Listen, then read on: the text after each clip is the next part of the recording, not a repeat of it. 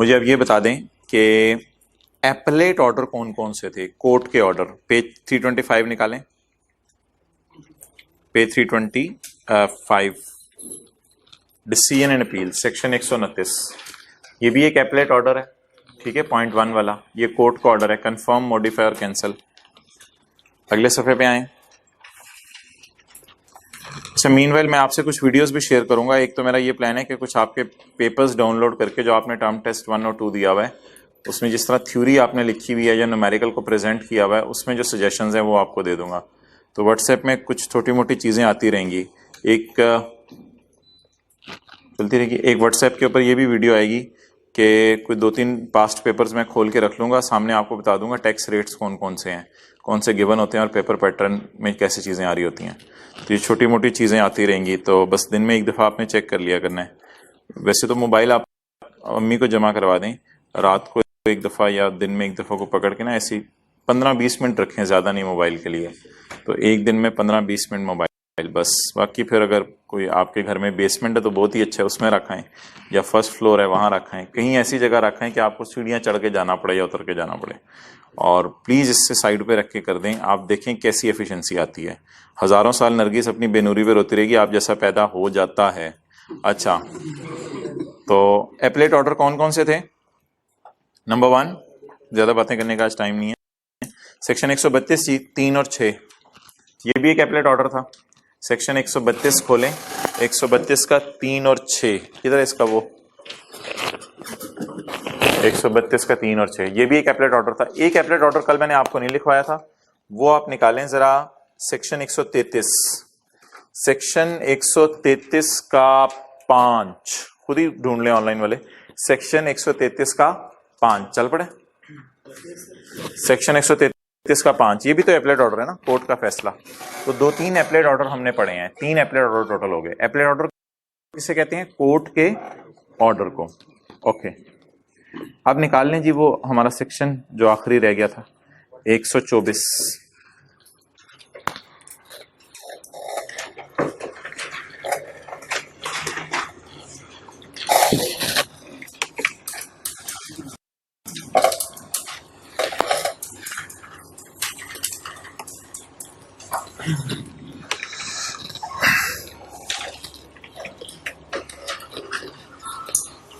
On कैसे हुआ है? ऑन नहीं हुआ हुआ, क्या करना है अब?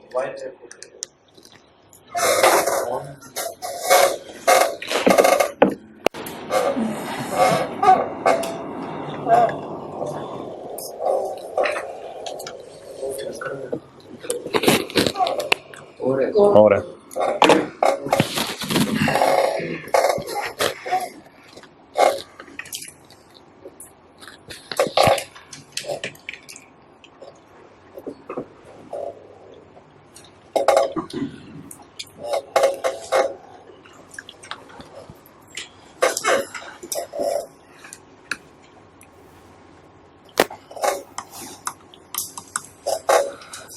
निकालें जी appeal effect order, section 124। Appeal effect order जो है ना, इसमें सेक्शन की हेडिंग पढ़ें, assessment giving effect to an order लिखा हुआ है, लिखा हुआ है। गिविंग इफेक्ट को अंडरलाइन करके जरा लिखें आफ्टर। सेक्शन 124 की हेडिंग में गिविंग इफेक्ट को अंडरलाइन करके लिखें आफ्टर। और सेक्शन की हेडिंग में एक लफ्ज आ रहा है ऑर्डर, ऑर्डर के ऊपर लिख लें कोर्ट, पेज 329। ऑर्डर के ऊपर क्या लिख लें जी? कोर्ट। ओके, अच्छा भाई,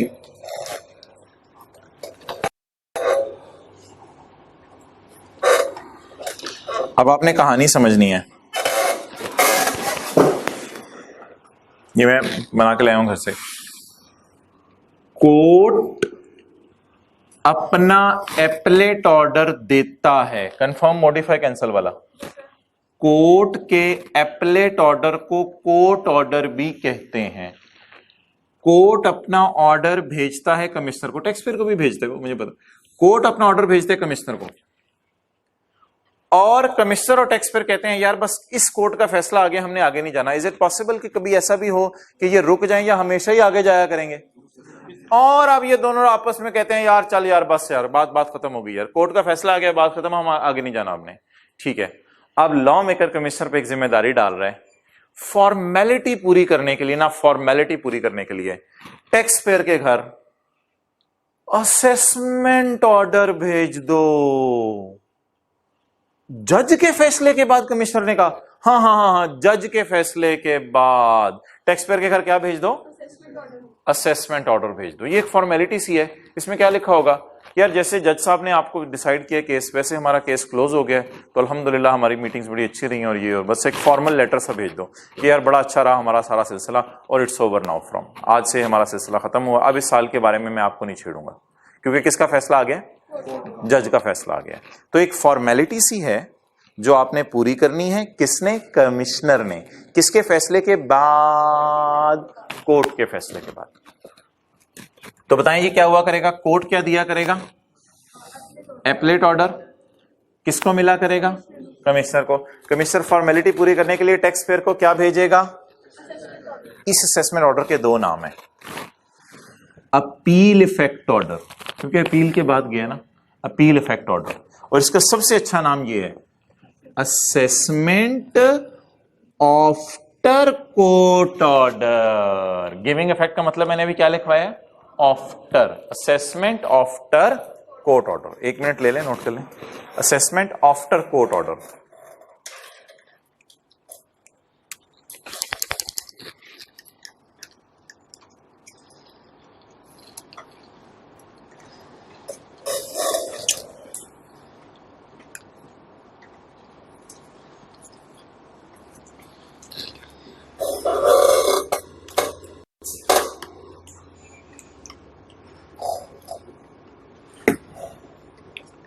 ये टीपी ने भी आज मुंह दूसरी तरफ किया हुआ है, जल्दी करें।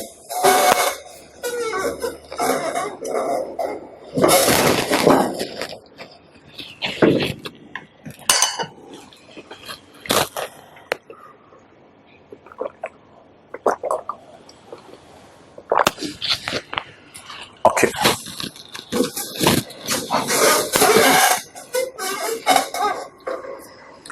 चलिए जी पढ़ें।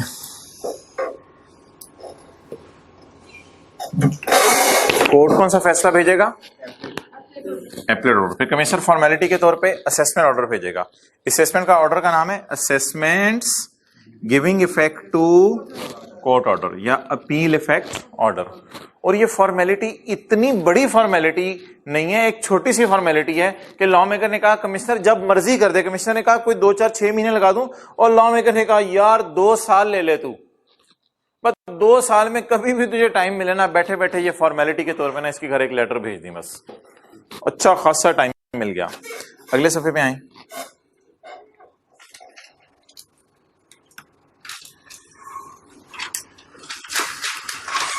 तो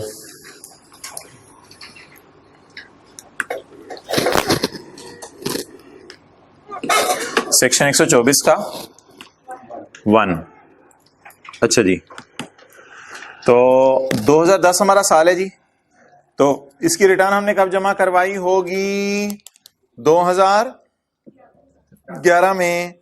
कितने रुपए की, 6 लाख की। ये रिटर्न क्या बन गई होगी, एज्यूम्ड असेसमेंट ऑर्डर। 2012 में क्या हो गई, फर्स्ट अमेंडमेंट ऑफ असेसमेंट। अगर पुरानी चीजें आप मुझे रिवाइज करने की इजाजत दे दें तो यहां या तो 5 वाला ऑडिट हुआ होगा, और ऑडिट के बगैर भी अगर आप चाहें तो 5A लगा के prejudicial to interest of revenue वाले हुक्म दे के भी कर सकते हैं। जैसे कि कल की क्लास में जुबैदा के अकाउंट में कुछ रिसीट्स आ रही थी, ऑडिट शुरू उसका नहीं हुआ था, फिर भी वो रिसीट्स पकड़ी गई थी। या कल के सवाल के अंदर जो है वो रुबीना वाले सवाल के अंदर जो है वो एक लफ्ज लिखा हुआ था अनडिक्लेयर्ड इनकम, उसने कोई इनकम नहीं बताई थी हुकूमत को। तो इन दोनों ने ऐसा काम किया हुआ था जो प्रेजुडिशियल टू इंटरेस्ट ऑफ हुकूमत का रेवेन्यू था, कहीं नहीं लिखा हुआ था ऑडिट हो रहा है। तो जरूरी नहीं है कि ऑडिट के बाद ही अमेंडमेंट ऑफ असेसमेंट हो, ऑडिट के बगैर prejudicial to interest of revenue हो तो भी अमेंडमेंट ऑफ असेसमेंट हो सकती है। लेकिन एक बात याद रखना, इन दोनों के दरमियान में एक चीज आती है, बोलें बोलें, शो कॉज नोटिस। तो ऑडिट था घूरना, शो कॉज नोटिस था बार्किंग, और अमेंडमेंट ऑफ असेसमेंट है बाइटिंग, क्योंकि अमेंडेड असेसमेंट ऑर्डर से स्टेपल होकर डिमांड नोटिस आता है। ये तो ऐसी रिवीजन होगी, हम किसी और चक्कर में थे आज।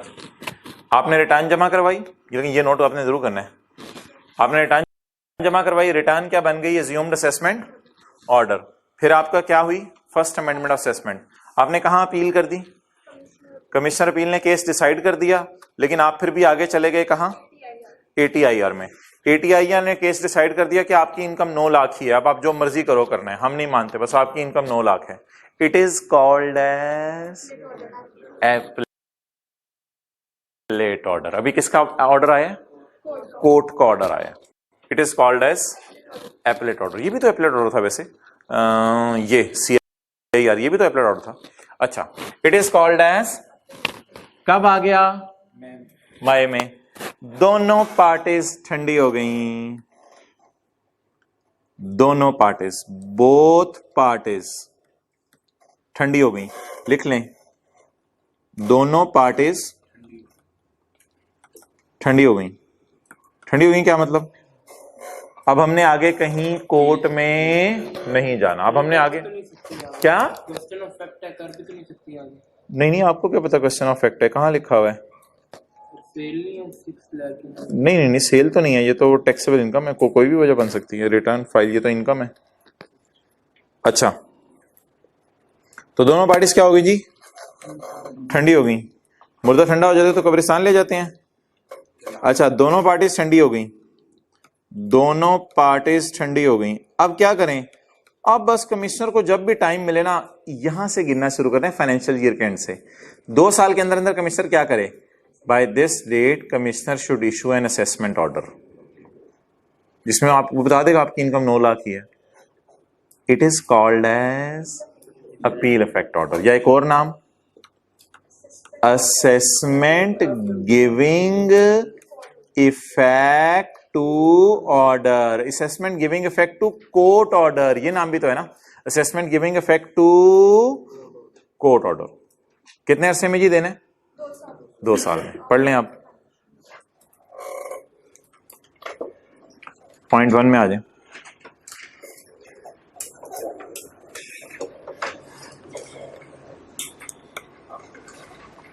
Where an assessment order is issued after a court order, समझ आया? Where an assessment order is issued after, where an assessment order is issued after court order,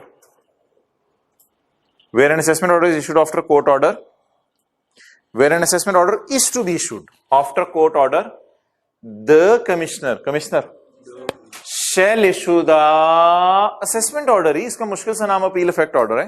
the commissioner shall issue the assessment order within 2 years। कब से गिनना शुरू करना है जी? From the end of financial year in which the appellate order is served. Appellate order किसका order है? Court का। आप जरा दोबारा बता दें, बोले। Where an assessment order is to be issued by commissioner, याद करें, where an assessment order is to be issued by commissioner after court order, after appellate order, the commissioner shall issue appeal effect order या assessment order within 2 years from the end of the financial year in which the court, बोले साथ, court order was served. Clear? आखिरी तो दोबारा बता दें। Where, पहली line जो लिखी हुई वहां क्या लिखी हुई है? Where an assessment order is to be issued after court order, the commissioner shall issue the appeal effect order within 2 years from the end of the financial year in which the. Clear? Okay. अच्छा, अगली बात सुने, अब revision होगी आपकी। इधर देखें, हो सकता है कोर्ट कमिश्नर को कह दे कि इसे पैसे रिफंड करो, रिफंड करो। अब ये फॉर्मेलिटी नहीं है, फॉर्मेलिटी के साथ पैसे भी देने हैं आपने। अब 2 साल नहीं है, अब कमिश्नर के पास 2 महीने हैं। अब ये काम कमिश्नर कितने महीने में कर दे? 2 महीने। पढ़े नीचे आके अगले सफे पे 124 का 4 अगले सफे पे डायग्राम। आपने क्या जमा कराई जी? रिटर्न क्या बन गई? फिर फर्स्ट अमेंडमेंट ऑफ असेसमेंट हुई, केस चलता रहा। High court decided the case at 6 lakh and ordered commissioner to, समझ आ गई? उसने कहा पैसे रिफंड कर दो। अब कितने महीने में? यकम मार्च 14, यकम मई 14, कितने महीने के अंदर? By this date commissioner should issue an assessment order. It is also called as appeal effect order. ये फॉर्मेलिटी जल्दी पूरी करनी है या आप देर से पूरी करनी है? जल्दी पूरी करनी है। Where direct relief is given, direct relief का मतलब लिखें refund. Where a fund is given, ये is provided by किसने? कोर्ट ने रिफंड कोर्ट ने तय की है। Where direct relief is provided by court, the commissioner। यार इधर देखें, आगे इंग्लिश याद करने की जरूरत नहीं, द कमिश्नर और फिर आगे वही English. The commissioner shall issue the within 2 months from the date the appellate order is served। और शुक्र है पॉइंट 2 की इंग्लिश भी यही है। अब जो मैं पढ़ाने लगा हूं नया, कोर्ट ने कमिश्नर को कहा यार तूने असेसमेंट ऑर्डर सही नहीं बनाए, जा जाके नए सिरे से असेसमेंट ऑर्डर बना। इसे कहते हैं सेट असाइड करना। तो अगर कोर्ट कमिश्नर को सेट असाइड करने को कह दे, नए सिरे से काम करने को कह दे, तो कमिश्नर फिर 1 साल के अंदर अंदर अपील इफेक्ट ऑर्डर भेज देगा। 1 साल के अंदर दोबारा काम करके भेज देगा। क्लियर? तो ये रिफंड वाला सिनेरियो है या ये सिनेरियो है सेट असाइड वाला? Where an assessment order has been set aside. इसे ये असेसमेंट ऑर्डर वो 122 वाला 20 से 32 वाला। Where an assessment order has been set aside. Set aside किया किसने? कोर्ट ने। सेट असाइड का मतलब नया काम करो। सेट असाइड, नया काम करो। The new assessment order will be passed with in 1 year. लेकिन ये 1 ईयर जो है ना, एग्जैक्ट उस डेट से नहीं, from the end of the financial year. Within 1 year from the end of the financial year in which appellate order was served, जब appellate order serve हुआ। The limits, अच्छा हाँ आगे काट दे, इसकी जरूरत नहीं।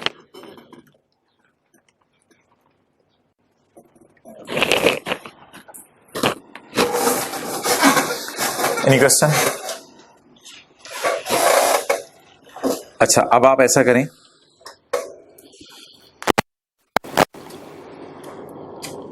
सेट असाइड वाला 1 साल है, डायरेक्ट रिलीफ वाला 2 महीने, इसको कर दें बैलेंसिंग। बैलेंसिंग का क्या मतलब है? अगर पेपर में रिफंड का लफ्ज आ गया या डायरेक्ट रिलीफ का तो 2 महीने लिख के आएंगे आप, टाइम लिमिट। अगर पेपर में सेट असाइड का लफ्ज आ गया तो 1 year from the end of financial year लिख के आएंगे। अगर पेपर में कुछ भी ना लिखा हुआ तो बस इस सेक्शन का नाम वगैरह आ रहा हुआ तो फिर जनरल लिमिट क्या है? 2 साल। वो तो एक फॉर्मेलिटी सी, आप 2 साल में जब मर्जी पूरी करते हैं। लेकिन अगर नया काम करना है या पैसे वापस करने हैं तो फिर 2 महीने और 1 साल वाला सिनेरियो। अच्छा अगली बात आप मुझे बता दें, ये 1 साल की भी एग्जांपल दी हुई थी इधर, देख लेंगे। यानी कोर्ट का फैसला कोई इधर आया था तो आपने फिर 1 साल के अंदर by this date commissioner should issue an assessment order. इस असेसमेंट ऑर्डर का नाम क्या है? Appeal effect order. अच्छा मुझे ये बताएं, अगर आपको कोई नया काम करने को कहा जाए कि सेट असाइड, पुराना काम आपका सही नहीं है, नया काम करके लाओ, तो पुराने काम को सही करें या बिल्कुल स्क्रैच से नया काम करें? पुराने काम को सही करें। ये तो कोई तुक नहीं बनती कि सारा काम ही दोबारा से। सालन में अगर कोई मसला निकल आया तो ठीक है, नमक शमक डालो, प्याज भून के जरा कुछ कर के मसाला बना के एक्स्ट्रा डाल दो, कुछ सेटिस्फाई हो जाए अगला बंदा। ये नहीं कि दोबारा से आलू काट रहे हो, दोबारा से बैंगन छील रहे हो, तो ये चक्करों में पड़ने की जरूरत नहीं। सिमिलरली पॉइंट 2 के साथ पॉइंट 3 लिंक्ड है कि अगर कभी सेट असाइड करने को काम कह दिया जाए तो दोबारा काम करें या जहां तक हो चुका था उससे आगे।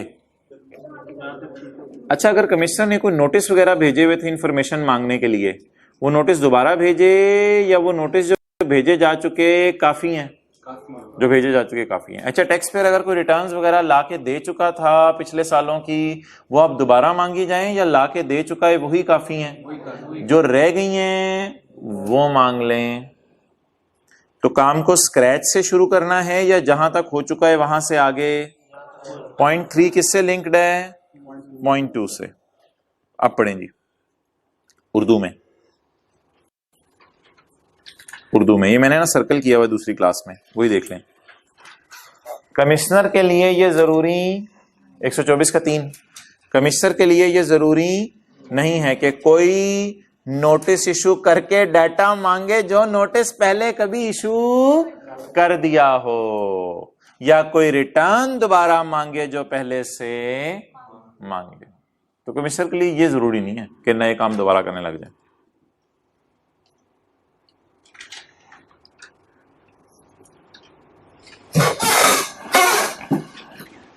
पॉइंट 3 पढ़ें जी। Where an assessment order has been set aside. नया काम करने को कहा गया है, लेकिन ये लफ्ज भी याद रख लें, मॉडिफाइड। सेट असाइड की तरह का लफ्ज है।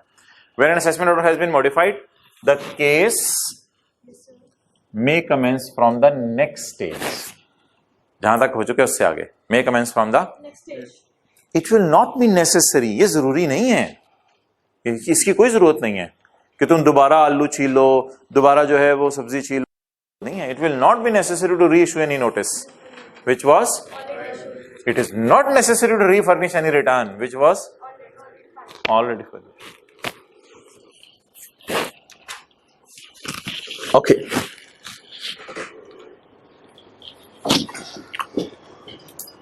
दो बंदे बैठे हुए थे क्लास में, कैलकुलेटर हो गया चोरी किसी बच्चे का।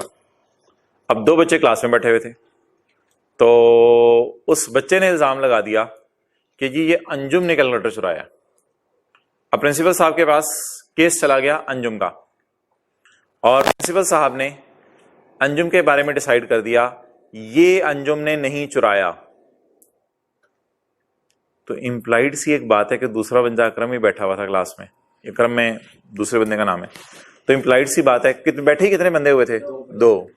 तो दो बंदे बैठे हुए थे क्लास में, तो किसी ने इल्जाम लगा दिया मेरा कैलकुलेटर चोरी हुआ है। दो बंदे क्लास में बैठे थे, उसमें से अंजुम जो था ना उसने कैलकुलेटर चुराया सर मेरा।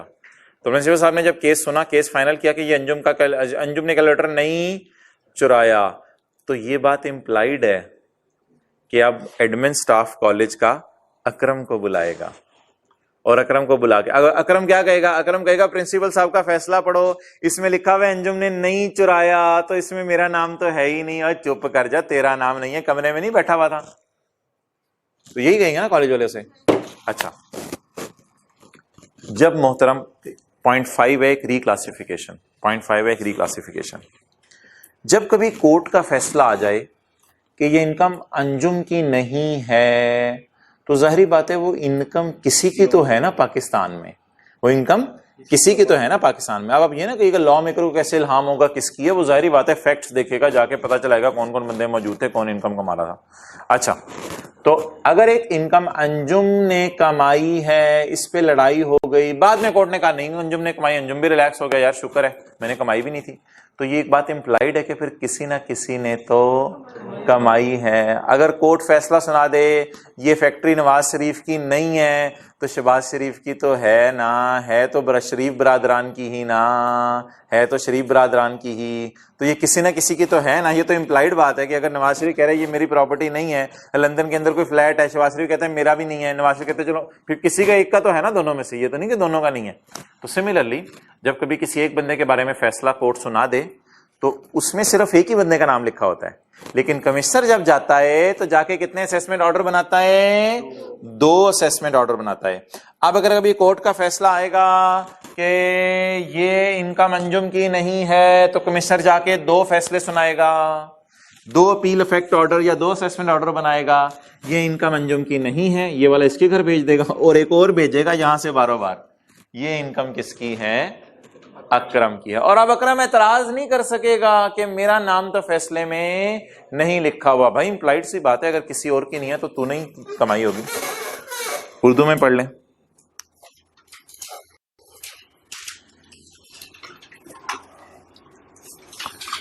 अच्छा, ये अंजुम ना बाजी है और अकरम बंदा है। आप अभी तक दोनों को बंदा समझ रहे थे। अच्छा, अगर कोर्ट के फैसले में बोले अगर कोर्ट के फैसले में ये कह दिया जाए कि ये इनकम अंजुम बाजी की नहीं है तो कमिश्नर 2 असेसमेंट ऑर्डर इश्यू करेगा। ये इनकम अंजुम की नहीं है, ये अंजुम को भेज देगा, और ये इनकम से एज्यूम अकरम की है।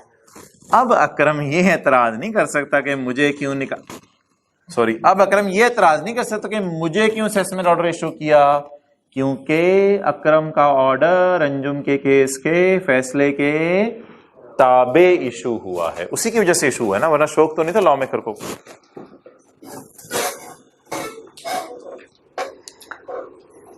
दिल धक धक कर रहे ना, खत्म हो रहा है कोर्स, दिल धक धक कर रहे, लेकिन नहीं, सैटरडे को पता नहीं क्या बताया जाएगा, ये चीजें अभी हमने पढ़नी है। ओके, तो निकालें। चलो कम से कम थ्योरी तो खत्म हुई ना। Point number 5, if due to court order, if due to any income is reclassified from the taxable income of, नहीं सॉरी, पॉइंट ए नहीं पढ़ाया अभी मैंने। From the taxable income of Anjum लिखें, from the taxable income of Anjum, Anjum की इनकम से निकाल दिए, to Akram, to another person, to Akram, the assessment order issued for, ये नहीं अदर ईयर नहीं पढ़ना अभी आपने, the assessment order issued for other tax payer. Other tax payer कौन है? लिखें, Akram. The assessment order issued for Akram is assumed to have been issued as a result of order of court। Court के फैसले की रोशनी में ये 2 ऑर्डर हैं, कोई हमने अपनी तरफ से नहीं बना लिया। क्लास में दूसरा बंदा तू ही था जो बैठा हुआ था। ओके, अच्छा, अब एक सवाल उठा कि चोरी हुई है और चोरी की है अंजुम ने। अब सवाल यह है कि सुबह की है या शाम की है। ये सिक्योरिटी कैमरा लगा के आप चेक कर लेते हैं, बस सुबह की है या शाम की है, ताकि हमें पता चले कि हमने अपने सुबह के कंट्रोल स्ट्रांग करने हैं या शाम के कंट्रोल स्ट्रांग करने हैं। बस ये अब लड़ाई है। अच्छा, इज इट पॉसिबल कि एक इनकम है जो आपने कमाई है, उसके बारे में ये केस चला जाए कोर्ट में कि ये इनकम किस साल कमाई है? अब ये 2 बंदों की मैं बात करने लगा हूं या एक बंदे की बात करने लगा हूं? एक बंदे की। तो फर्ज करें कोर्ट के अंदर फैसला चला गया कि ये जो करोड़ रुपया बिलावल के अकाउंट में आया है, ये 2012 में आया है या 13 में आया है। कोर्ट ने कहा 2012 में तो नहीं आया, तो इंप्लाइड सी बात है, फिर 2013 में आया। If due to appellate order any income is from the taxable income of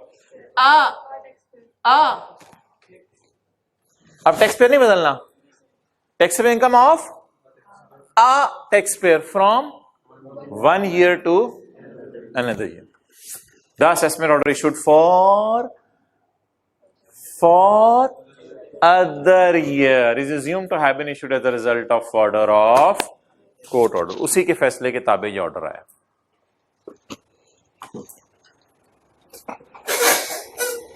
ये तो आपको पता है भाई। अगली बात, पॉइंट 6 बता दें जरा, क्या मतलब है इसका? यार जनरल लिमिट्स तो यहां बिल्कुल ही अप्लाई नहीं हो सकती। इधर तो एपेलेट ट्रिब्यूनल से आगे केस हाई कोर्ट या सुप्रीम कोर्ट में चला जाता, तो सुप्रीम कोर्ट पता नहीं 12 साल बाद फैसला सुनाता, तो उसके भी 2 साल बाद फॉर्मेलिटी पूरी होनी थी। फिर तो फॉर्मेलिटी पूरी करने में 2 साल हैं, तो जब मर्जी करें, कोई मसला नहीं कि 5 साल गुजर गए हैं। क्योंकि ये कौन सा ऑर्डर है? ये कोई अमेंडेड असेसमेंट ऑर्डर तो नहीं है। ये कौन सा ऑर्डर है? Appeal effect order. Appeal effect order. Where appeal effect order is to be issued, general time limits कौन सी बोले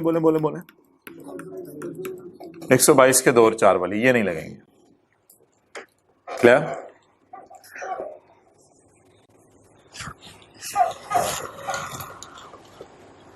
ओके अब जी असेसमेंट क्योंकि इसलिए कि फॉर्मेलिटीज और क्लोजिंग के लिए मतलब क्या अब जब सेट असाइड हो रहा है तो नहीं, ये फॉर्मेलिटी नहीं है। सेट असाइड में तो फिर काम भी करना पड़ेगा ना। अच्छा जी, अब मैं क्या करने लगा था? हाँ, इसके पास पेपर्स की तरफ आए।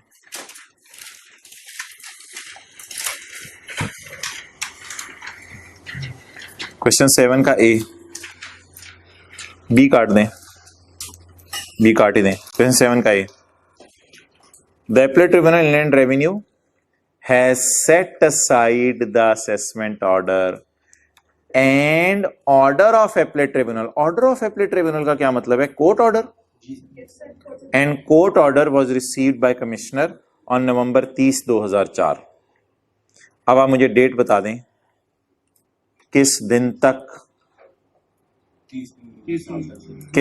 तक अपील इफेक्ट ऑर्डर दे देना चाहिए? सोचे। वेल डन, सही सोच रहे हैं। बोले 30 जून 2007 तक। नहीं, हाँ सही कहे तूने, बिल्कुल सही कहा आपने। 30 नवंबर 2004 है ना, ये कब एंड होगा? बोले तो 1 साल गिनना है, 2 साल गिने हैं तूने शहजादे? 1 साल गिनना है। सेट असाइड वाला सिनेरियो है या जनरल सिनेरियो है? सेट असाइड वाला सिनेरियो है। तो सेट असाइड वाला सिनेरियो में बताएं कैसे गिनना है? 30 जून 2006। तो मुझे बताएं ये फाइनेंशियल ईयर कब एंड होगा? 30 नवंबर 4 वाला। इसके बाद 1 साल गिने। कितने लोग 30 जून 6 पे ही पहुंचे थे? हाथ खड़ा करें। ओके, अच्छा जी, ये पढ़ें यार, क्वेश्चन 4 का B. Briefly state the time limit within which commissioner is required to pass an order to give effect to finding or direction of commissioner appeal.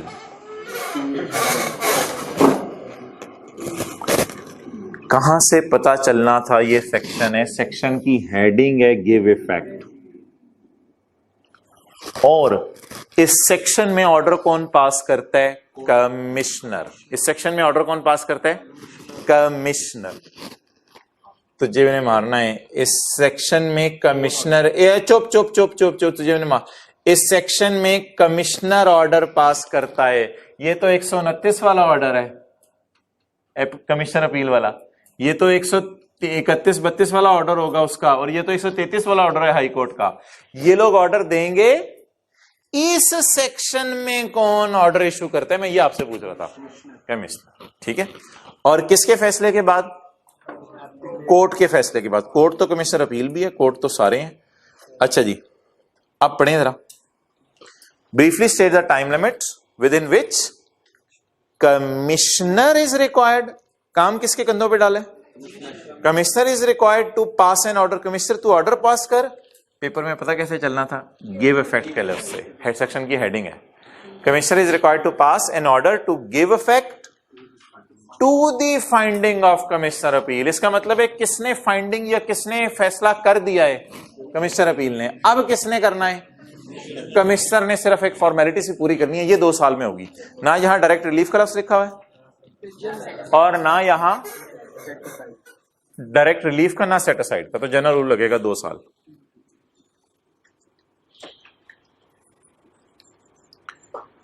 अच्छा, अब आप आ जाएं टॉप पे सफों के।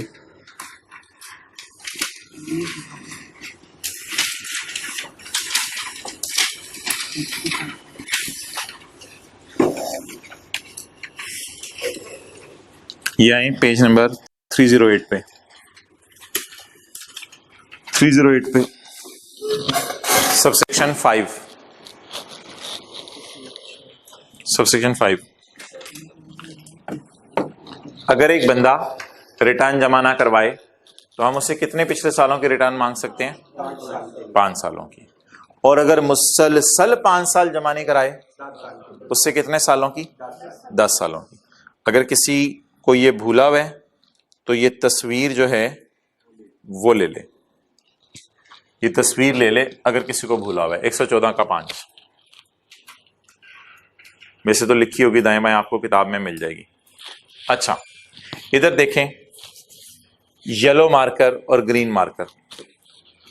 जो बंदा 5 सालों में कभी कभी आ जाए,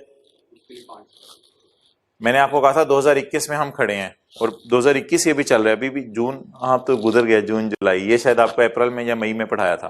तो 2021 में मई में हम खड़े थे, तो मैंने कहा था पिछले 5 सालों की रिटर्न आप बंदे से मांग सकते हैं, क्योंकि कभी कभी तो रिटर्न लाता है ना। लेकिन ये बंदा कभी भी रिटर्न नहीं लाया 5 साल से। इससे पिछले कितने सालों की मांगी जा सकती है? 2020 से 2011 तक, ये तो बहुत पीछे हो जाएगा, तो 10 साल काउंट कर लिए थे हमने। इससे कितने सालों की रिटर्न मांगी जा सकती है? जो मुसलसल 5 साल जमा ना कराए, दो 5 सालों में कभी कभी जमा कराए कभी जमा ना कराए, उससे 5 सालों की। क्लियर होगी बात? अच्छा, यहां ना रिलैक्सेशन है ऐसे लोगों को, यहां ऐसे लोगों को रिलैक्सेशन है जो फॉरेन इनकम्स और एसेट्स कमा रहे हैं।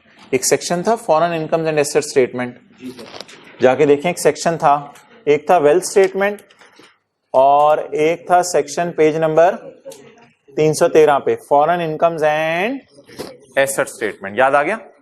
तो foreign income and asset statement वाले भी लोग होते हैं, उनको यार यहां रिलैक्सेशन है। अगर वो 5 साल से मुसलसल रिटर्न जमा नहीं करवा रहे फिर भी उनसे 5 साल की मांगी जाएगी। देखिएगा जरा, द पेंडिंग था, the time limit provided above, ऊपर लिखे of 10 years, the time limit provided above of 10 years shall not apply, shall not apply. The time limit of 10 years provided above shall not apply if commissioner is mutmain that a person who failed to furnish return has foreign incomes and foreign assets. तो लिखें, उससे सिर्फ पिछले 5 साल की मांगी जाएगी। यहां लिखें, उससे सिर्फ पिछले 5 साल की मांगी जाएगी। फॉरेन लोगों को थोड़ा रिलैक्स कर रहा है जरा। फॉरेनर नहीं होंगे वो जरूरी नहीं है, बस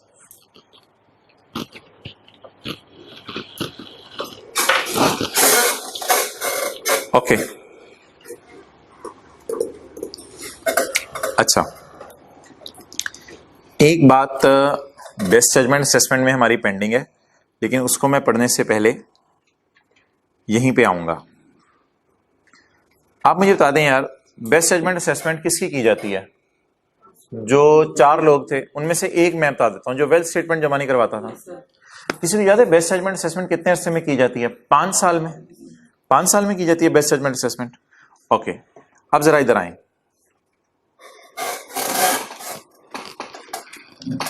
फॉरेन इनकम एसेट्स जहन से निकाल दें। एक और सिनेरियो, जरा अटेंटिव रहना है। इस चैप्टर का आखिरी कॉन्सेप्ट है ये। 2021 में मैं खड़ा हूं, 2021 के अंदर खड़े होके मैंने बुरे बंदे को कहा पिछले 10 साल की रिटर्न ले आओ। हाँ, किसी एक की वो पहले दे गया होगा, उसको छोड़ें। 2021 में खड़े होके मैंने किसी बंदे को कहा पिछले कितने सालों की रिटर्न ले आओ? 10 सालों की रिटर्न ले आओ। किस साल में खड़े होके मैंने कहा? 21 में। कितने पिछले सालों की रिटर्न मांगी? 10 सालों की रिटर्न मांगी। वो ले भी आया, वो ले भी आया, अच्छा बच्चा था, ले आया 10 सालों की रिटर्न। अब मैं रिटर्न्स पे नजर मारता रहा, मुझे रिटर्न नजर पड़ी 2011 की रिटर्न। मैंने कहा यार इसमें वो वेल्थ स्टेटमेंट नहीं लगी हुई, तो ये क्या तूने किया यार, वेल्थ स्टेटमेंट नहीं साथ लगाई हुई तूने। तो उसने, मैंने कहा मैं तेरी बेस्ट जजमेंट करूंगा। कहता है तू नहीं कर सकता, बेस्ट जजमेंट 5 सालों में हो सकती है, बेस्ट जजमेंट 5 सालों में हो सकती है, तू नहीं कर सकता। तो लॉ मेकर अब आगे बढ़ा, लॉ मेकर ने कहा भाई ये सिनेरियो बिल्कुल डिफरेंट है, ये पिछले 10 साल से रिटर्न जमा नहीं करा रहा था, अब आप सब्र कर जाओ, कोई मसला नहीं, यहां पे वेट करो आप खड़े होके, और कमिश्नर तुझे मैं इतनी ज्यादा छूट दे रहा हूं कि तू अगले 2 साल तक जब मर्जी इससे वेल्थ स्टेटमेंट मांग ले, कोई मसला नहीं, आराम से 10 सालों की रिटर्न देख, ये तो 10 सालों की रिटर्न देखने में तुझे अच्छा खासा टाइम लग जाना कमिश्नर, तो अगले 2 सालों में कभी भी तुझे टाइम मिले तो इसकी बेस्ट जजमेंट कर दे, हालांकि बड़े पुराने सालों की हो रही होगी, तो यहां पे रिलैक्सेशन अवेलेबल है कमिश्नर को। अच्छा, आज जो नोट्स बांटे हैं वो खोलें, नोट्स किसी को ना मिले हो, किधर पड़े हुए?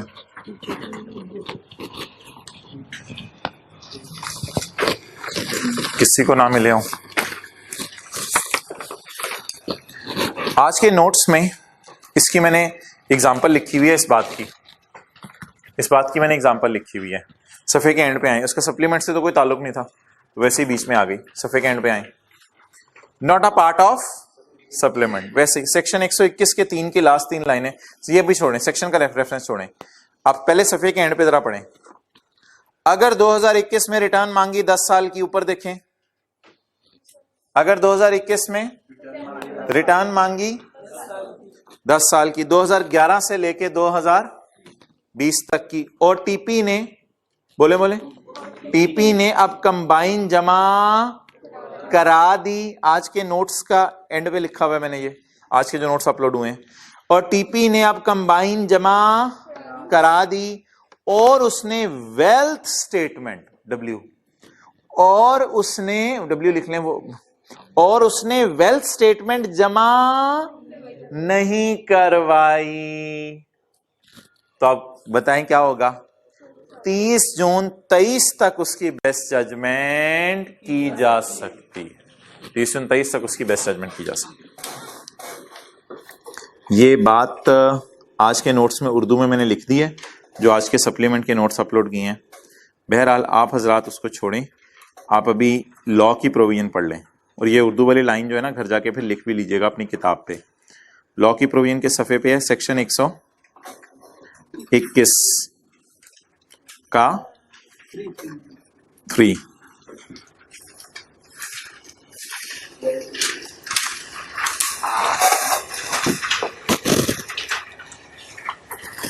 Where notice for furnishing return of income, notice दिया था ना उसे, रिटर्न जमा कराओ पिछले 10 सालों की, इज इशूड फॉर 1 और more of the last 10 years. Best judgment assessment order shall be issued within 2 years. अब बेस्ट जजमेंट असेसमेंट 2 साल में इशू होगा, from the end of the year in which the notice for filing return is issued.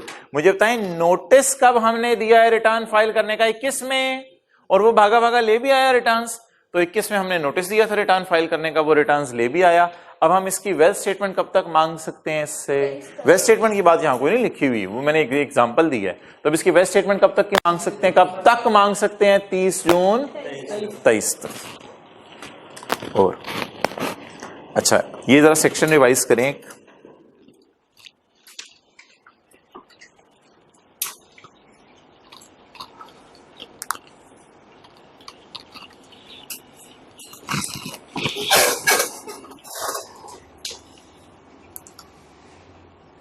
ये page 310,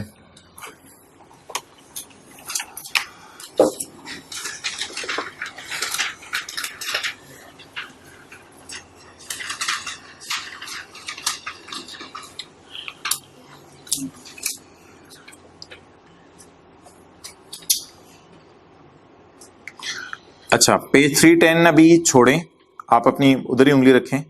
ये जो page 330 मैंने खोला हुआ है, आपको खोलने की जरूरत नहीं। पेज 330,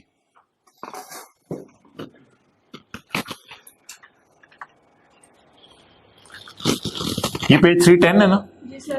अगर ऑडिट से पहले आप रिटर्न रिवाइज करना चाहें तो नो पेनल्टी, याद आ रहा है, घूरने से भी पहले तो no penalty.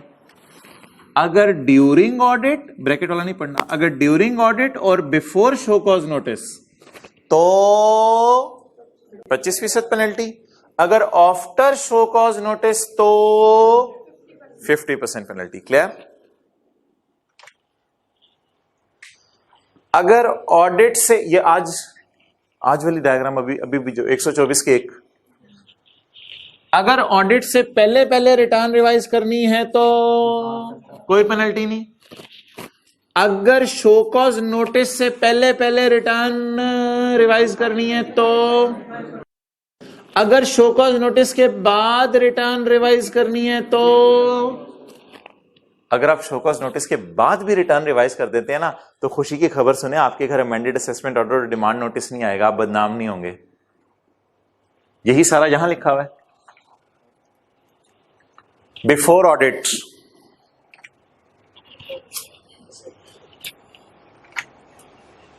During audit and before show cause, before notice, और अगला आफ्टर नोटिस। लेकिन किससे पहले पहले? अब आप अमेंडेड असेसमेंट ऑर्डर आपके घर नहीं आएगा। अब आप रिलैक्स हो जाएं। अच्छा, ये जो ब्रैकेट वाला है ना, अब ये पढ़ लें। ये ब्रैकेट वाला बच्चे समझते हैं अमेंडेड असेसमेंट ऑर्डर घर आ गया है, और खुदा के लिए अमेंडेड असेसमेंट ऑर्डर घर अभी कभी तीनों सिनेरियोज में नहीं आया। अमेंडेड असेसमेंट ऑर्डर घर नहीं आया। वो कह रहे हैं मैंने तुम्हें शो कॉज नोटिस भेजा है, मैं तुम्हें बार कर रहा हूं फॉर बाइटिंग। बता रहे शो कॉज नोटिस तुम्हें भेजा है फॉर बाइटिंग, बाइट किया नहीं अभी, तो इसलिए इसे मैं ब्रैकेट में ही रखता हूं हमेशा, ताकि ये चीज बच्चे को कंफ्यूज ना करे। पेपर में जो चीज ढूंढनी है बिफोर शो कॉज नोटिस और आफ्टर शो कॉज नोटिस। और इधर शो कॉज नोटिस आ गया है, क्यों आया? For biting. अभी बाइटिंग नहीं हुई, फॉर बाइटिंग आया है। अगर आप रिटर्न रिवाइज कर दो तो नहीं आएगा आपको अमेंडेड असेसमेंट ऑर्डर। क्लियर? ये बातें उधर सेल्स टैक्स में भी पढ़ी थी। अच्छा जी, सप्लीमेंट का पेज निकालें, पेज नंबर 3।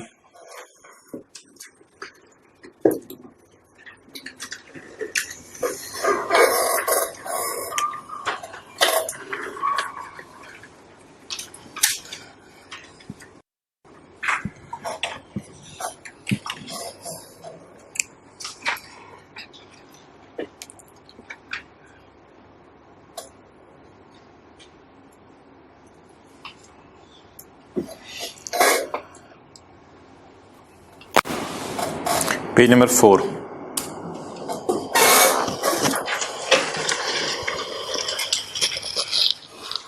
ओके, मुझे ये बताएं कि कभी चैप्टर 25 में, चैप्टर 25 ऐसे ही रैंडम बेस पे एक सवाल खुल गया मेरा, क्वेश्चन 21 कोई, कभी चैप्टर 25 में उसने बताया सेल टू अनरजिस्टर्ड में मिस्टर ए को कितनी बेची, मिस्टर बी को, यानी बंदों के नाम अलग अलग करके मिस्टर ए को इतनी चीजें बेची, मिस्टर बी बुरे बच्चे को इतनी, मिस्टर सी बुरे बच्चे को इतनी बेची। कभी सेल अनरजिस्टर्ड का पर्सन वाइज ब्रेकअप दिए? बोले बोले बोले, कभी सेल अनरजिस्टर्ड का person wise, party wise breakup दिए?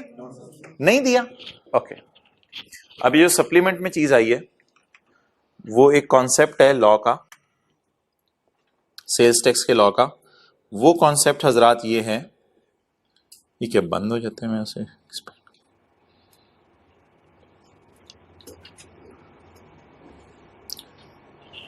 कि अगर आपको सेल अनरजिस्टर्ड का पार्टी वाइज ब्रेकअप दे दे तो आपने उस सेल का इनपुट डेट करना है। क्या मतलब? Unregistered person can make sale to unregistered. कहते हैं मैं मना नहीं कर रहा, अभी हम क्वेश्चन देख के आए थे, उस बंदे ने अच्छी खासी अनरजिस्टर्ड को सेल्स की हुई थी। Unregistered person can make sale to unregistered. Numerical में सेल टू अनरजिस्टर्ड इतनी ज्यादा होती है, 3% लगा देते हैं हम। Unregistered person can make sale to unregistered, कोई मसला नहीं, बुरे बंदों को चीजें बेचें up to per person per month. एक बंदे को 10 मिलियन से ऊपर की सेल ना करें, बस। कहता है ये थोड़ी सी एहतियात कर लें, एक बंदे को 10 मिलियन से ऊपर की सेल एक महीने में ना करें, और साल में 100 मिलियन। साल का तो न्यूमेरिकल नहीं होता ना, इसका तो न्यूमेरिकल महीने का होता है, इसलिए इस बात को न्यूमेरिकली छोड़ें, न्यूमेरिकली याद रखें। एक बंदे को महीने में कितने से ज्यादा सेल नहीं करनी? 10 मिलियन से ज्यादा। In case of non compliance seller shall not be entitled to minus input. तो नोट्स अपलोड करते हुए लिख दूंगा। इसका नेक्स्ट पेज के ऊपर न्यूमेरिकल है, नेक्स्ट पेज के ऊपर न्यूमेरिकल कुछ भी नहीं है भाई। 1 मिनट आप इधर फोकस करें, आप में चला समझ आ जाएगा। इधर देखें जी, ये सेल कितने % वाली है? कोई नई बात आई न्यूमेरिकल में, मैं आपको पॉज करके बताऊंगा, अभी नॉर्मल तरीके से चलें। ये सेल 17+, ये सेल, ये परचेज कितने % वाली? ये परचेज डेड। ये परचेज 28,000 है। परचेज की मैं बात नहीं कर रहा, ऐसी 28,000 ज़रब 4760 नॉर्मल वर्किंग वन जो होती है हमारी, इसकी टेंशन नहीं लेनी। हाँ, आप जरा अदर इंफॉर्मेशन में आए। Note, sales to unregistered include 12 million sale to a single party. 30 million में से एक बंदे को 12 मिलियन की सेल कर दी है जून के महीने में, टू अ सिंगल पार्टी। यार ये बाकी 18 मिलियन की सेल किसी सेकंड पार्टी को हुई होगी, या ये बाकी पार्टीज को छोटी छोटी सेल हुई होंगी? बाकी पार्टीज को छोटी छोटी सेल हुई होंगी, कोई 1 मिलियन को, 2 मिलियन को, 3 मिलियन, लेकिन एक से ज्यादा आया था। 30 मिलियन में से 12 का सामान उठा के वो ले गया था। बाकी 18 के बारे में टेंशन नहीं लेनी सेल के बारे में। क्यों? वो छोटी छोटी सेल होंगी, कोई 1 मिलियन की चीजें ले जाता है, कोई 2 मिलियन की ले जाता है, कोई 3 मिलियन की ले जाता है। अब हमने इस सेल का इनपुट क्या करना है? डेड करना है। तो कोई मसला नहीं, कोई मसला नहीं। ये आपने देखना है जरा।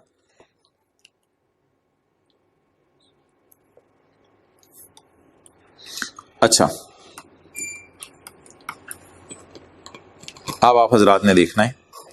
मैं वर्किंग 3 अब आपके सामने जी खोलने लगा हूं। Calculation of taxable sale. अच्छा जी, 50,000 सेल नजर आ रही है आपको? 30,000 नजर आ रही है? इन दोनों को उठा लूं। वर्किंग 3 याद है? 50,000 उठा ली मैंने, 30,000 उठा ली। अभी आप लोग इंग्लिश क्यों पढ़े हैं? मैं खुद पढ़ाऊंगा, आप लोग ऐसे इंग्लिश पढ़ें। कितने की सेल उठा ली? कितने की सेल उठा ली?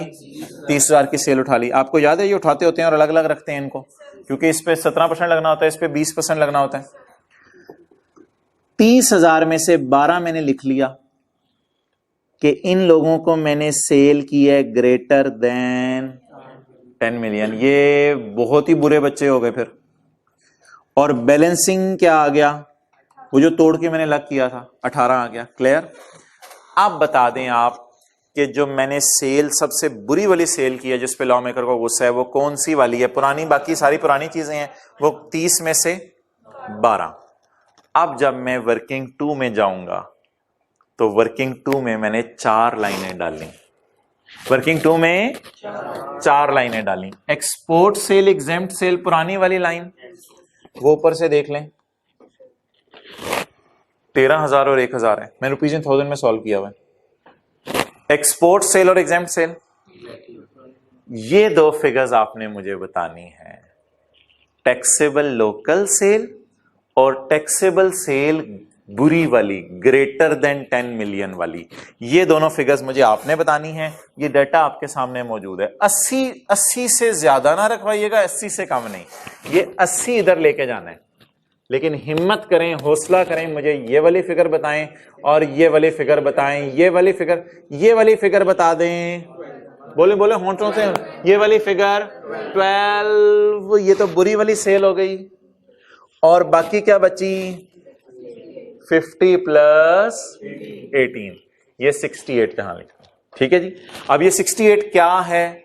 एक तो उन लोगों को सेल है जो ऑलरेडी रजिस्टर्ड है, और 18 उन लोगों को सेल है जिन्होंने 10 मिलियन से कम की चीजें खरीदी थी, छोटी छोटी चीजें खरीदने हमारे पास आए थे। ये उनकी वाली सेल है। तो अब आप मुझे बता दें जी, इधर क्या लिखूंगा मैं? बताएं बताएं बताएं। 50,000 प्लस 18,000, क्योंकि इनमें कोई मसला नहीं है। कितना हो गया? 68,000। और इधर बोले बोले बोले 12,000, इधर 12,000, और इन द एंड इनपुट की कैलकुलेशन उसी तरह होगी, ये वाला इनपुट भी डेड हो जाएगा, ऐसा ही है, और ये वाला इनपुट तो मशहूर जमाना डेड है। अब अगर सारी बातों को मैं साइड पे फेंक दूं आज की, और जाते जाते एक हल्की सी बात आपसे कर जाऊं, तो आप कहेंगे अच्छा ये 2 लाइनें नई डाली हैं बस हमने, और क्या किया उस वक्त के ऐसे ही टाइम जाया कर रहे हैं, ये 2 लाइनें नई डाल देनी है। किस किस वर्किंग में लाइन नहीं डालनी है? वर्किंग 3 में और वर्किंग 2 में, ये 2 लाइनें हाईलाइट कर, सॉल्यूशन अपलोड करते हुए हाईलाइट कर दूंगा। ये सॉल्यूशन ही है इसका, ये वाला।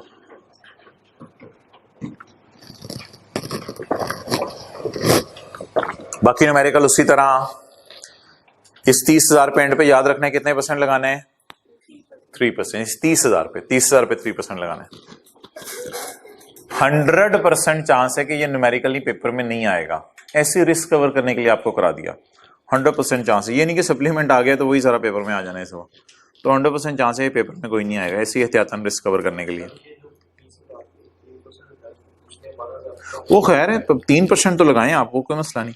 बुरे बंदों को यहाँ वाली सजा तो देनी है ना, उनकी सेल पे 3%, इसमें कोई मसला नहीं। बाकी न्यूमेरिकल आपने खुद पूरा एक दफा कर लीजिएगा। अच्छा जी, ऊपर आ जाए वापस पेज 4 पे सप्लीमेंट के। अच्छा ये हमने, आपको याद होगा ये सेक्शन 8 का एम पढ़ा हुआ है, सेक्शन 8 का एम हमने पढ़ा हुआ है, तो टैक्स रेट नॉट अलाउड है ना सेक्शन 8, उसका एम पॉइंट है, वो हमने पढ़ा हुआ है। एक बड़ी इंपॉर्टेंट बात आपने और गौर से सुननी है। आप दुकान पे खुद बैठे हैं और आपका कारोबार है, आप क्या ध्यान रखते हैं? यार जो बंदा भी अनरजिस्टर्ड आए ना,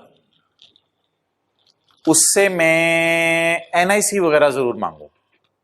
जो बंदा भी अनरजिस्टर्ड आए उससे मैं एनआईसी वगैरह, जितने बंदे अनरजिस्टर्ड आ रहे हैं आप सबसे एनआईसी मांगी जा रहे हैं, सबसे एनआईसी मांगी जा रहे हैं, सबसे एनआईसी मांगी जा रहे हैं।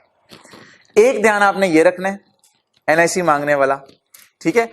दूसरा ध्यान आपने ये रखना है कि जो बंदा भी अनरजिस्टर्ड है उसको 10 मिलियन से ऊपर की सेल वो मांगे चीजें तो उसे किसी और दुकान पे चले जाओ, मैं नहीं तुम्हें बेच रहा, ठीक है जी। यहां तक बात समझ आ गई? अच्छा, अब आप फर्ज करें आप अपनी दुकान के ऊपर बैठे थे और आप महीने के लिए कहीं छुट्टी पे चले गए। अब सेल टू अनरजिस्टर्ड बंदा कर रहा है, सेल टू अनरजिस्टर्ड आपके एम्प्लॉइज कर रहे हैं। आपने जो छोटे पीछे छोड़ के गए थे उन्होंने सेल्स करना शुरू कर दिया अनरजिस्टर्ड बंदों को। आप आए, आपने उनसे पूछा यार एनआईसी वगैरह उनका एनटीएम वगैरह लिया था? उन्होंने कहा सर वो तो भूल गए थे। अब लॉ मेकर को इतना गुस्सा चढ़ा, वो कहते हैं 10 मिलियन की सेल को फारग करो, 10 मिलियन की बात नहीं, अगर उन्हें 1 मिलियन या 1 रुपए की चीजें भी बेची हैं तो तुम्हारा इनपुट हम क्या कर देंगे? डेड। ये सेक्शन 8 के एम में प्रोरेटा के लफ्ज के साथ पढ़ा था, लेकिन फिर भी मैं रिवाइज करा देता हूं। इन दोनों प्रोविजंस को मिक्स नहीं करना, इन दोनों प्रोविजंस में बड़ा वाज़े फर्क है, वो जरा सुन लें क्या है। A registered person can only issue invoice bearing CNIC number of unregistered person। आप अनरजिस्टर्ड बंदे को चीजें बेचें, शौक से बेचें, कोई मसला नहीं, लेकिन क्या एहतियात करें? उसका CNIC ले लें। इन केस ऑफ नॉन कंप्लायंस बताएं, अगर आप नहीं लेते उसका CNIC तो आपका इनपुट क्या हो जाएगा? डेड हो जाएगा। आप जरा बात गौर से सुनिएगा। अगर हम अनरजिस्टर्ड बंदों को सेल कर रहे हैं और किसी का CNIC नहीं ले रहे, तो उसे कितनी सेल करें तो हमारा इनपुट डेड होगा? जितनी मर्जी, जितनी 5 लाख, 2 लाख, 1 लाख, 50,000, 10,000, जिनसे NIC नहीं मांगा वो तो सारी डेड हो जाएगी, और जिनसे NIC मांगा उनमें भी एहतियात करनी है। क्या? 10 मिलियन। तो नोट 1 में यहां लिख लें, यहां मैं अपलोड करते हुए डाल दूंगा। पॉइंट 1 में इनसे NIC हम मांगते हैं, पॉइंट 1 में इनसे NIC हम मांगते हैं। इनसे NIC मांगते हैं। फन वालों से।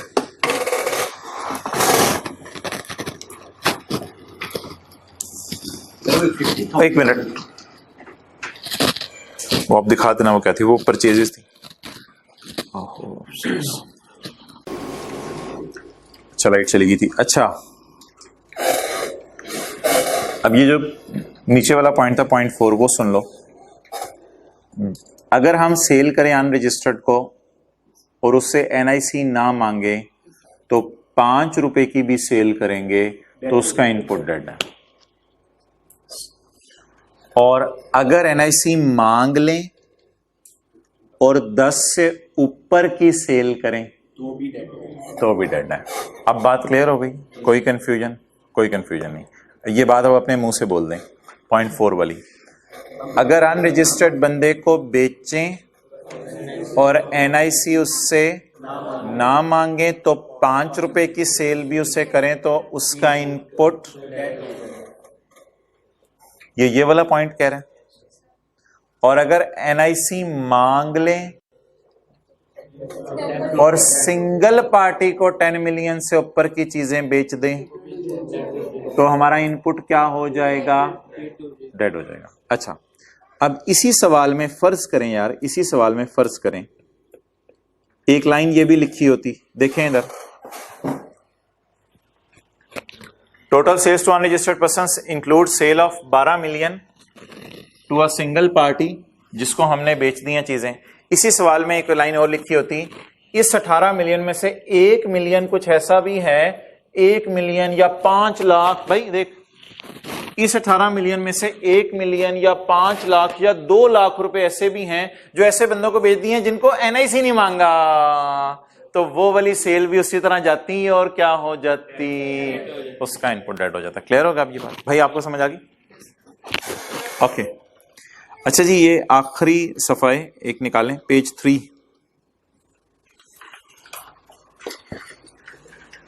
पेज 3। ये जी बड़ा एक आसान सा कॉन्सेप्ट है। कैपिटल गेन का चैप्टर जरा रिवाइज करें, सेपरेट ब्लॉक। पेज 221 ए के तौर पे इसे आप किताब में डाल सकते हैं। वैसे पेज 221 खोलें, पेज 221 कैपिटल गेन का चैप्टर किधर है? Chapter number 10, 221।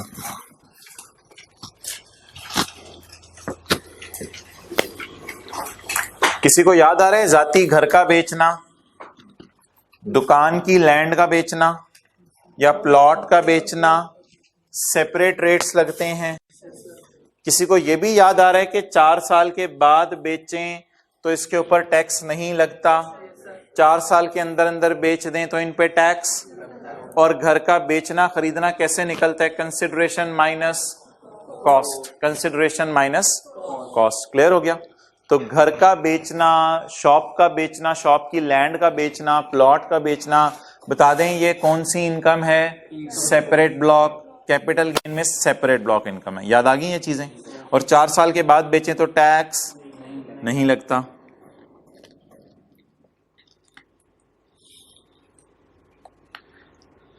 किधर है ये सप्लीमेंट, किधर है?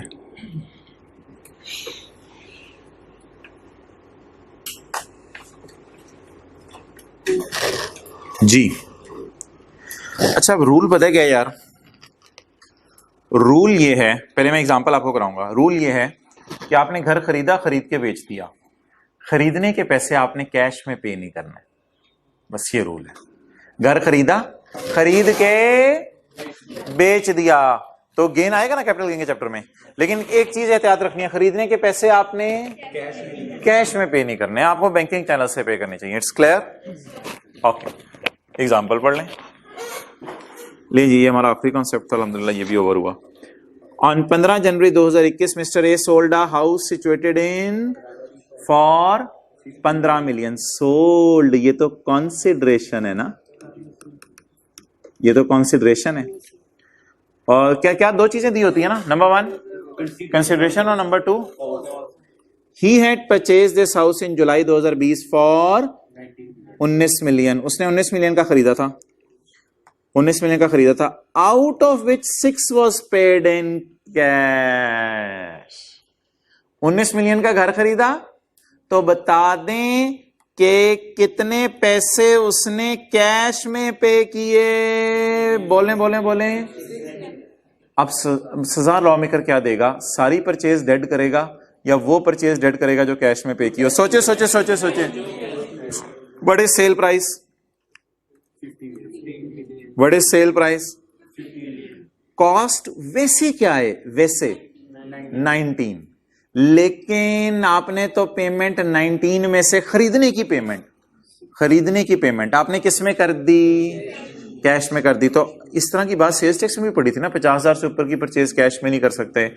इधर घर परचेज कर रहे हैं तो ये परचेज आप कैश में नहीं कर सकते थे। तो कॉस्ट दिल क्या चाह रहा है, कॉस्ट कितनी है? 19 मिलियन। लेकिन इस कॉस्ट में कितने मिलियन का मसला है? अगर 6 मिलियन की कॉस्ट को इससे तोड़ के फेंक दे तो पीछे कितनी कॉस्ट बची? 13 मिलियन। तो 15 में से क्या माइनस किया तो जवाब क्या आया? 2 मिलियन। तो 2 मिलियन इज माय इनकम। ये 2 मिलियन मेरा गेन आ गया। आगे होल्डिंग पीरियड देख के इसको जो भी मल्टीप्लाई करना हुआ वो और बातें। तो ये मेरा गेन आ गया। हाथ का कर दे, बात समझ आ गई?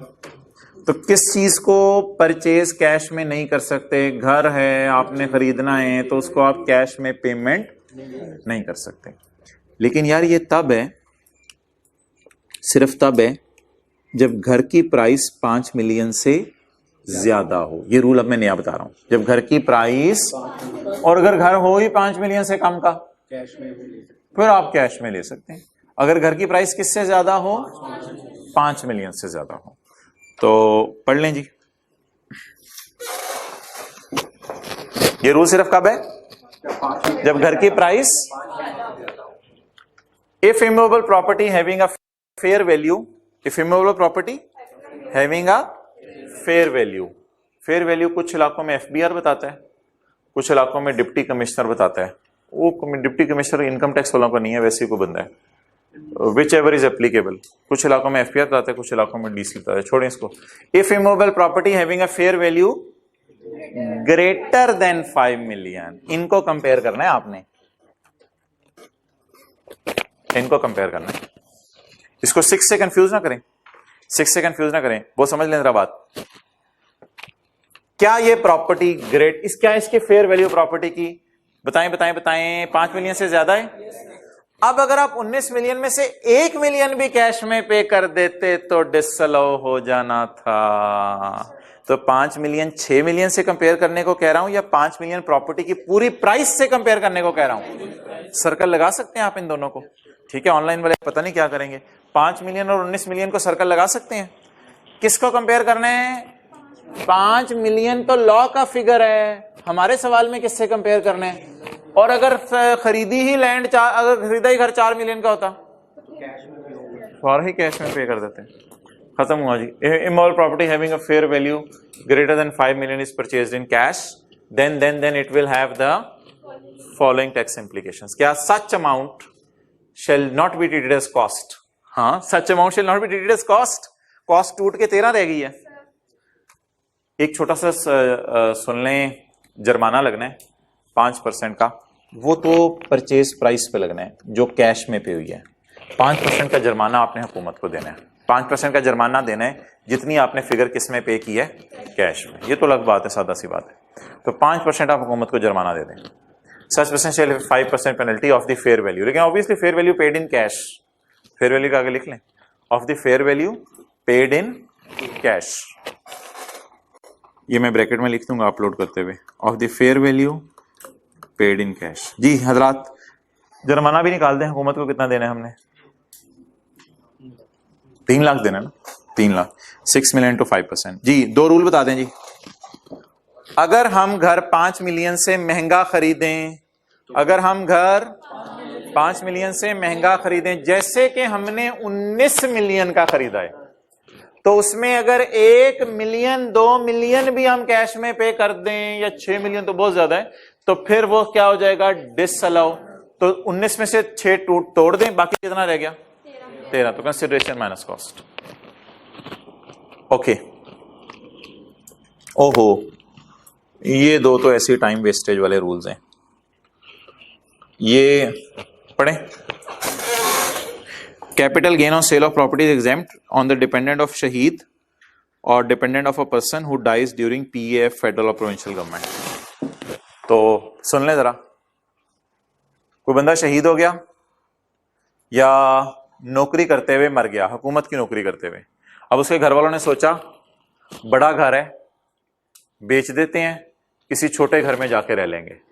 तो बड़ा घर बेचने पे जो उन्हें गेन आया वो माफ कर दें, वो माफ कर दें, ठीक है। तो किसी की डेथ हुई, उन घर वालों ने बड़ा घर बेचा और छोटे घर में शिफ्ट हो गए, तो फिर बस ठीक है, माफ कर दें, उस पर टैक्स नहीं लगाएंगे। अच्छा, ये बड़ा इंटरेस्टिंग है, ये पढ़ने की जरूरत नहीं, ऐसे जुबानी सुन लें, ये बड़ा इंटरेस्टिंग है। लोगों ने ना बड़ा एतराज किया, यार इमरान खान यार घर बेचने पे तो टैक्स ना लगा यार, शॉप पे लगा दे, प्लॉट पे। लोग घर बेचने, यार अपना घर था, हमारा घर हमने बेच दिया, खुदा के लिए यार घर बेचने पे तो टैक्स ना लगा। इमरान खान ने बताया क्या कहा, उन्होंने कहा 4 साल बाद बेचो, मैंने कोई टैक्स नहीं लगाया हुआ, 4 साल बाद बेचो मैंने। लेकिन इन लोगों ने बहुत रौला डाला, यार घर बेचने पे टैक्स ना लगा, यार 2 साल में 3 साल में भी हम बेच सकते हैं, कोई मसला नहीं, यार घर बेचने पे टैक्स ना लगा। तो इमरान खान ने कहा ठीक है यार, अगर तुम लोग चाहते हो घर बेचने पे टैक्स नहीं लगाना, 3 शर्तें पूरी करो, जल्दी से मेरे पास आओ, घर बेचने पे टैक्स माफ, चाहे 1 साल बाद बेचो चाहे 2 साल बाद बेचो। 3 शर्तें क्या पूरी करो, जुबानी सुन लें। घर में आप खुद रहते थे, किराए पे नहीं दिया हुआ था।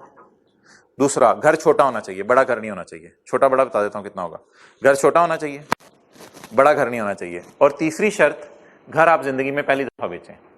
ये नहीं कि घर ही बेचते जा रहे हैं, घर में जाते हैं फिर अगला घर बेचते हैं, फिर अगला घर बेचते हैं, ठीक है। तो बता दें 3 शर्तें जिनको पूरी करेंगे तो घर बेचने पे टैक्स माफ है। घर छोटा होना चाहिए, घर में खुद रहना चाहिए, और पहली दफा घर बेचें, पहले घर ना बेचो।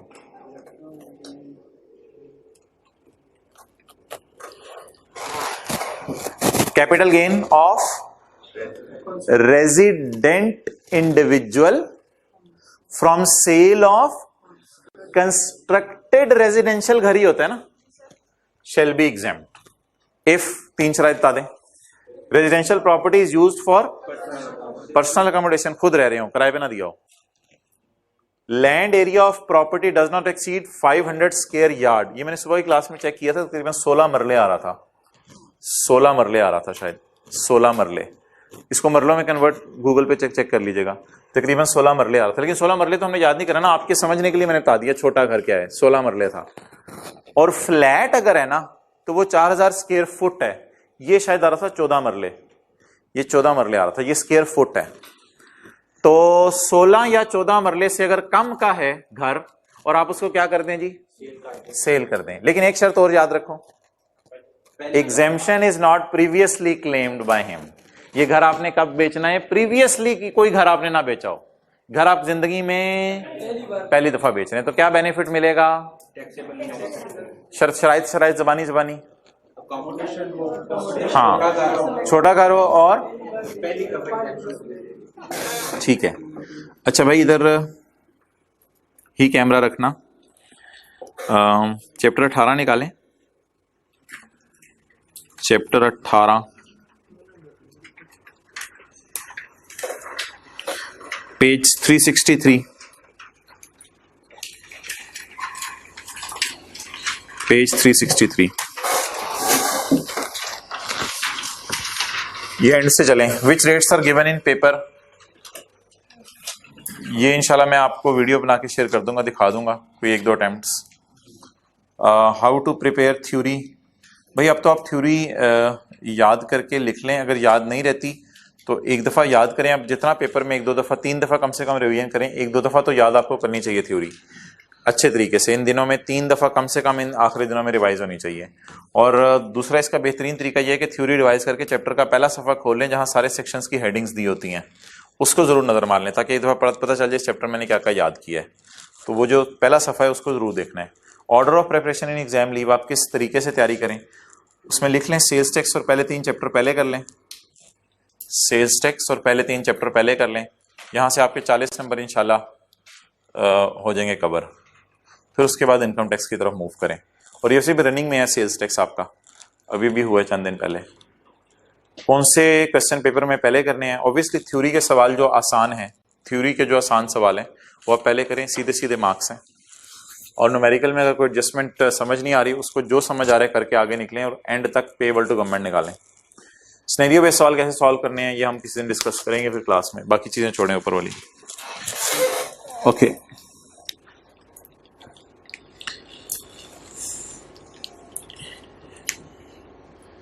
एक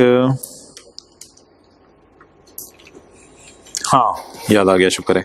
चैप्टर 25 में जाएं, चैप्टर 25 में क्वेश्चन 22 आपका होमवर्क है। क्वेश्चन 22 पर डेली एक दफा व्हाट्सएप आपने चेक किया करना है, जो भी अनाउंसमेंट्स हुई आपने एंगेज रहना है मेरे साथ। Following information has been extracted from the records of 4 registered persons for the month of February। 4 persons और न्यूमेरिकल देखें, compute the amount of sales tax each person each of the. तो ये 4 न्यूमेरिकल आ गए थे और शुक्र है अदर इन्फॉर्मेशन कोई नहीं थी। 4 न्यूमेरिकल आ गए थे और शुक्र है अदर इन्फॉर्मेशन कोई नहीं थी। तो बड़े सिंपल तरीके से सॉल्व कीजिएगा। लेकिन मेरी एक सजेशन है आपको, मेरे से समझ लें गलती हो गई, क्या हो गया, कुछ बच्चों को बड़ा बुरा लगता है, वो आपको पास का तजर्बा बता रहा हूं। क्या बुरा लगता है कुछ बच्चों को, जब ये न्यूमेरिकल का वो सोल्यूशन देखते हैं ना, खुद तो वो सॉल्व कर लेते हैं, आसान सा न्यूमेरिकल है, जब वो सोल्यूशन देखते हैं तो ये 4 कॉलम बने होते हैं, तो ये फिर उनको अच्छा नहीं लगता कि जैसे एक ही न्यूमेरिकल सॉल्व हो रहा है। तो कोई मसला नहीं, आप मिस्टर ए का अलग न्यूमेरिकल सॉल्व करें, फिर अगले सफ़े पे रजिस्टर के मिस्टर बी का न्यूमेरिकल सॉल्व करें, फिर मिस्टर सी का करें, फिर मिस्टर डी का करें, फिर सोल्यूशन से मैच कर लें। ये आपके पेएबल टू गवर्नमेंट है, ये कैरी फॉरवर्ड है, ये रिफंडेबल अगेंस्ट जीरो है। हो सकता है कोई बंदा सिर्फ 0 रेट सेल कर रहा हो, जैसे ये वाला बंदा है, तो आप एंजॉय करेंगे इंशाल्लाह। छोटी छोटी इन्फॉर्मेशन उसने दी हुई है 3-4 बंदों के बारे में।